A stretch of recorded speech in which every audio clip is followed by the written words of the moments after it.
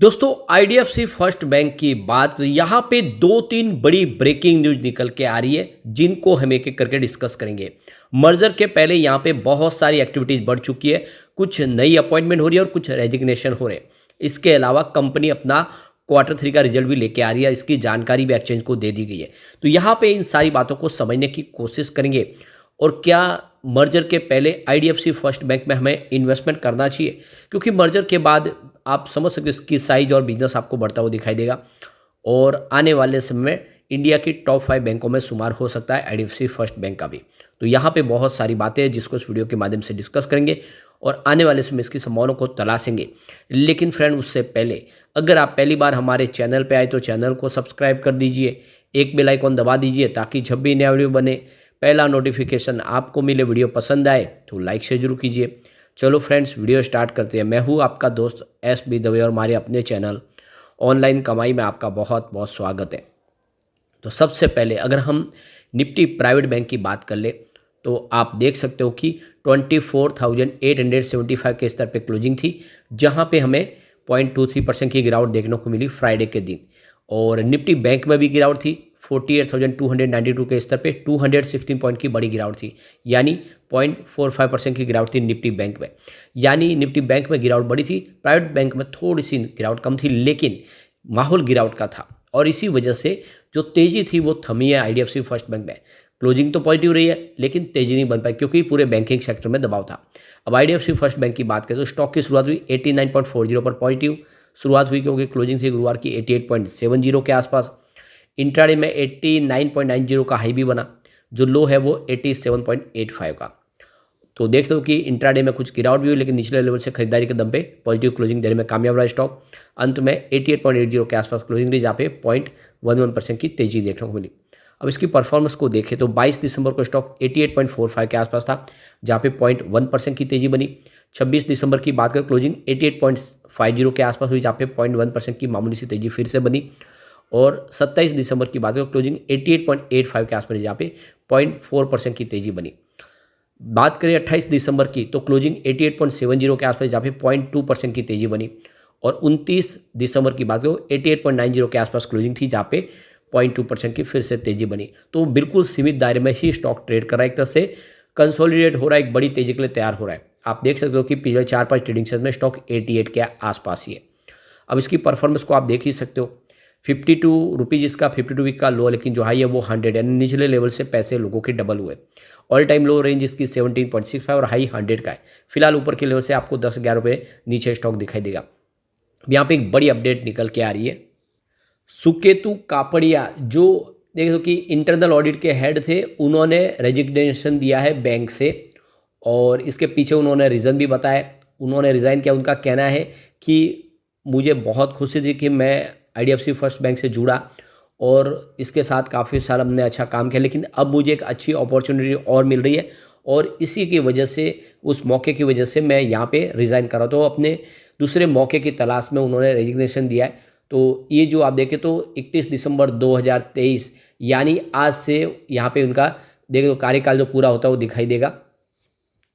अब उनकी जगह लेंगे दीपक चेलावत, जिनकी अपॉइंटमेंट हुई है। तो आप देख दो कि दीपक चेलावत अब कंपनी में चीफ इंटरनल ऑडिटर होंगे और आप देख सकते हो कि 1 जनवरी 2024 से यानी कल से उनका कार्यकाल शुरू हो जाएगा। आज इनका कार्यकाल पूरा होगा कापड़िया का और कल से दीपक चेलावत होंगे कंपनी के इंटरनल चीफ ऑडिटर। तो बिल्कुल नई अपॉइंटमेंट हो चुकी है। एक यहाँ पे एग्जिट हो तो उसके एक नई एंट्री हो चुकी है, काफ़ी अनुभवी है ये भी। अब दीपक चेलावट की बात करिए, इनके पास भी काफ़ी अनुभव है। देखो होलसेल मार्केट का, क्रेडिट कार्ड का इनके पास काफ़ी अच्छा अनुभव है। तो इससे पहले इन्होंने काफ़ी अच्छा कामकाज किया, उसकी वजह से ये देखें तो ऑडिटर फर्म के तौर पे ये इस काम को अच्छे से संभाल पाएंगे, उसको अपने हिसाब से कंट्रोल कर पाएंगे और इसीलिए आने वाले समय इसका बेनिफिट देखने को मिलेगा आईडीएफसी फर्स्ट बैंक में। एक बड़ी अपडेट और निकल के आ रही है। आईडीएफसी फर्स्ट बैंक की तरफ से रिजर्व बैंक ऑफ इंडिया को एप्लीकेशन दी गई है। यहाँ पे देख सकते हो कि जो होल टाइम डायरेक्टर है उनको यहाँ पे एग्जीक्यूटिव डायरेक्टर बनाने के लिए इन्होंने एप्लीकेशन लगाई है।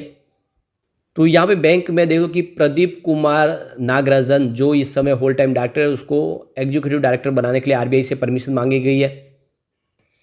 प्रदीप नागराजन की बात करें, ये 2018 से बैंक से जुड़े हुए हैं, आईडीएफसी फर्स्ट बैंक में वो काम कर रहे हैं और इस समय अगर आप देखें तो वो रिटेल बैंकिंग के हेड है और काफ़ी अच्छा उनका कार्यकाल है, काफ़ी अच्छा उनका अनुभव है और इसीलिए अब बैंक चाहती है कि उनके अनुभव का और ज़्यादा से अच्छा से इस्तेमाल करें और इसीलिए उनको एग्जीक्यूटिव डायरेक्टर बनाना चाहती है बैंक। प्रदीप नागराज की बात करें, इनके पास काफ़ी अनुभव है जिसमें आप देखें तो business development, technology, risk analyst, इसके अलावा डेट मैनेजमेंट, इसके अलावा प्रोजेक्ट मैनेजमेंट, इन सब का काफ़ी अच्छा अनुभव है और इसी वजह से बैंक इनके अनुभव का फ़ायदा ज़्यादा से ज़्यादा उठाना चाहती है और इसीलिए यहाँ पे आरबीआई से इसकी मंजूरी मांगी है। एक बड़ी अपडेट और निकल के आ रही है आरबीआई की तरफ से। ICICI Prudential asset management company limited और ICICI Prudential life insurance company limited को एप्लीकेशन जो थी उसको मंजूर कर लिया गया है। यानी आप देखो कि 9.95% की जो पेड अप शेयर कैपिटल जो स्टेक एक्वायर करनी है आईडीएफसी फर्स्ट बैंक में, उसकी मंजूरी आरबीआई की तरफ से मिल चुकी है। तो यहाँ पे देखो कि आईसीआईसीआई बैंक की जो अलग अलग जो ये दो सब्सिडीज कंपनी है वो 9.95% की स्टेक लेना चाहती है और इसके लिए आरबीआई की तरफ से अप्रूवल मिल चुका है। इसके अलावा देखें तो जो बड़ी अपडेट और निकल के आ रही है, आईडीएफसी फर्स्ट बैंक की तरफ से एक्सचेंज को जानकारी दी गई है कि उन्होंने Q3 की तैयारी कर ली है और इसी की वजह से उन्होंने इनसाइडर ट्रेडिंग के लिए ट्रेडिंग विंडो क्लोज करने का फैसला किया, जो 1 जनवरी 2024 से इनसाइडर ट्रेडिंग के लिए ट्रेडिंग विंडो क्लोज हो जाएगी। और अब जो बैंक के सदस्य है, जो एम्प्लॉयज़ है या फिर बोर्ड सदस्य है या फिर प्रमोटर ग्रुप से कोई भी अब ट्रेडिंग नहीं कर पाएगा। सबके लिए ट्रेडिंग विंडो क्लोज हो चुकी है कल से और इसके पीछे वजह है कि जो सेबी का रूल्स है जिसके तहत एक बार जब रिजल्ट की तैयारी हो जाती है उसके बाद में उसका किसी तरह से मिस यूज न कर ले, क्योंकि रिजल्ट के पॉजिटिव और नेगेटिव पहलू उनके पास होते हैं, उनको पता होते हैं और इसी वजह से सेबी के रूल्स के तहत ये इनसाइडर ट्रेडिंग के लिए ट्रेडिंग विंडो को क्लोज किया गया है। अब वो ट्रेडिंग नहीं कर पाएंगे, उनकी ट्रेडिंग तभी शुरू होगी जब एक बार रिजल्ट डिक्लेयर हो जाएगा, उसके बाद में 48 घंटों के बाद में ही नॉर्मल ट्रेडिंग होगी और तब वो ट्रेडिंग शुरू कर पाएंगे। तो तब तक के लिए ट्रेडिंग रुक गई है ये सेबी के रूल्स के तहत।